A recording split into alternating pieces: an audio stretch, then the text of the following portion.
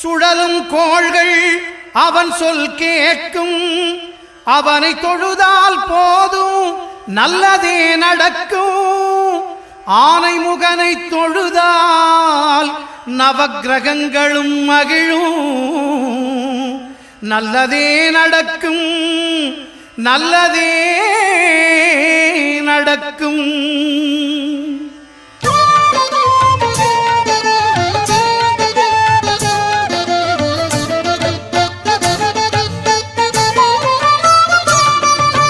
ஒன்பது கோளும் ஒன்றாய் காண